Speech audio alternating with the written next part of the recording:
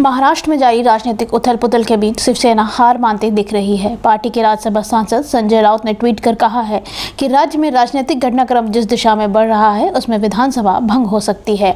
उनके इस ट्वीट से माना जा रहा है कि शिवसेना बागी विधायकों को संभाल नहीं पा रही है और वह चुनाव में उतरने का विचार कर सकती है। आज सुबह ही संजय राउत ने एक और बयान दिया था जिससे शिवसेना के हौसले कमजोर पड़ने का अनुमान लगाया था। उन्होंने कहा था कि ज्यादा क्या होगा, सत्ता चली जाएगी लेकिन सत्ता तो आ भी जाती है। हालांकि चौंकाने वाली बात तो यह रही है कि इतना सब होने के बावजूद भी एकनाथ शिंदे के प्रति नरम दिखाई दे रहे हैं। दरअसल संजय राउत ने कहा कि एकनाथ शिंदे सालों से हमारे साथ हैं और कंधे से कंधा मिलाकर काम कर रहे हैं। उनके लिए पार्टी छोड़ना कठिन होगा। अगली खबर, अफगानिस्तान में आज तीव्रता वाला भूकंप आया है जिसका असर पाकिस्तान में भी देखा गया। जानकारी के मुताबिक रिक्टर स्केल पर भूकंप की तीव्रता 6.1 मापी गई है। अफगानिस्तान में भूकंप की वजह से हुए नुकसान की साफ जानकारी सामने नहीं आई है, लेकिन मरने वालों की संख्या 150 के करीब बताई जा रही है। वहीं पाकिस्तान से भी अफगानिस्तान से सटे कई इलाकों में बर्बादी हुई है।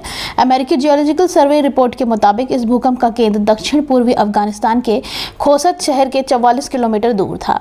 अफगानिस्तान के पाकटिका प्रांत भारी तबाही हुई है और 50 से ज्यादा लोग मारे गए हैं।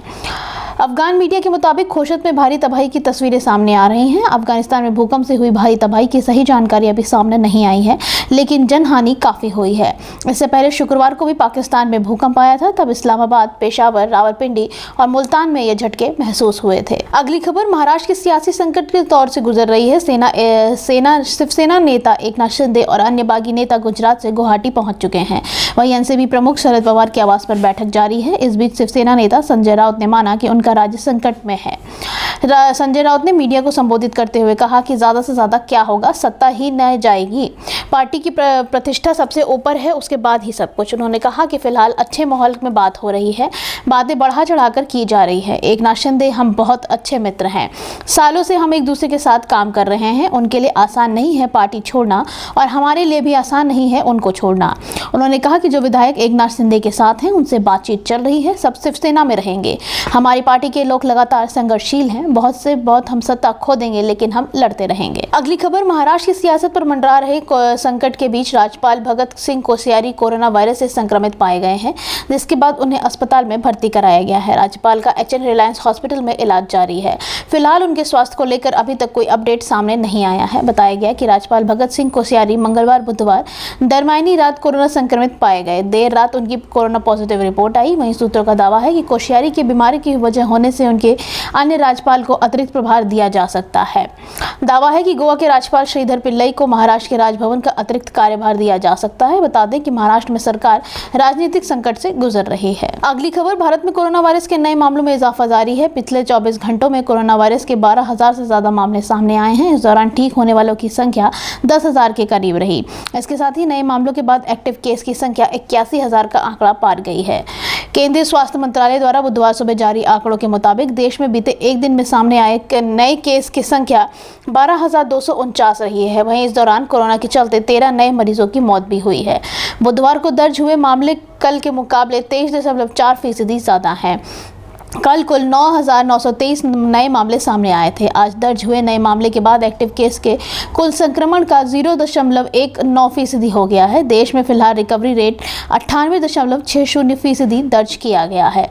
देश की डेली पॉजिटिव रिपोर्ट 3.94% पर आ गया है, जबकि वीकली पॉजिटिव रेट 2.90% रह गया है। अगली खबर, उत्तर प्रदेश सरकार ने सुप्रीम कोर्ट को बताया कि राज्य में चल रही बुलडोजर कार्रवाई का दंगों से संबंध नहीं है।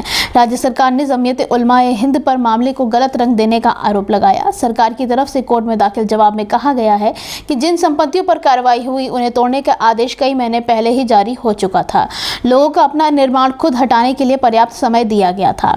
राज्य के गृह विभाग के विशेष सचिव राकेश कुमार मालपानी की तरफ से दाखिल हलफनामे में सिलसिलेवार तरीके से बताया गया कि जिन संपत्तियों का उल्लेख जमीयत उलमा ए हिंद ने अपनी याचिका में किया है उन्हें हटाने की कार्रवाई लंबे समय से कानपुर और प्रयागराज प्राधिकरण कर रहे थे। हलफनामे के मुताबिक कानपुर के बेना झावर इलाके में इश्तियाक अहमद को 17 अगस्त 2020 को पहली बार अवैध निर्माण के लिए नोटिस जारी हुआ था। अगली खबर, महाराष्ट्र के कैबिनेट मंत्री एकनाथ शिंदे पार्टी से नाराज शिवसेना विधायकों के साथ चार्टर्ड फ्लाइट के जरिए सूरत से रवाना हो गए हैं। फ्लाइट में चढ़ने से पहले एकनाथ शिंदे ने कहा कि शिवसेना के विधायकों ने पार्टी के खिलाफ बगावत नहीं की है, लेकिन उनकी एकमात्र इच्छा विपक्षी बीजेपी के साथ गठबंधन करना है।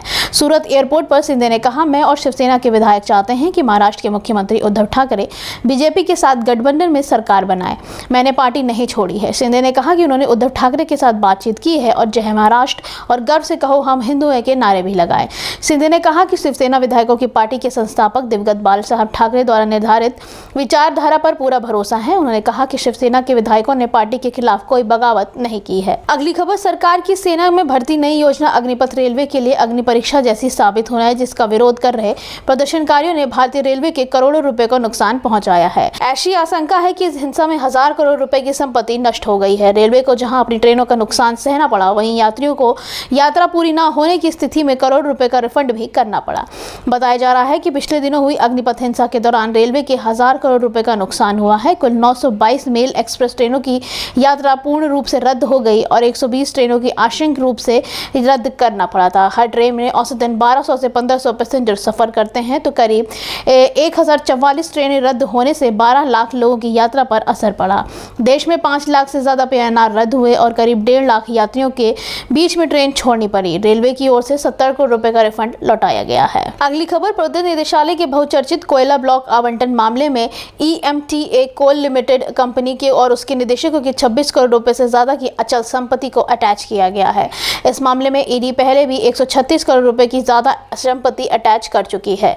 बता दें कि सुप्रीम कोर्ट ने 14 जुलाई 1993 से लेकर 31 मार्च 2011 तक के कोयला ब्लॉक आवंटन को अवैध और मनमाना करार दिया था। ईडी के आला अधिकारी ने बताया कि बहुचर्चित कोल FIR के आधार पर मनी लॉन्ड्रिंग एक्ट के तहत अपनी जांच शुरू की थी। इस मामले में आरोप था कि साल 1995 और 1996 में पश्चिम बंगाल और उसकी पब्लिक अंडरटेकिंग कंपनियों को 6 कोल ब्लॉक आवंटित किए गए थे।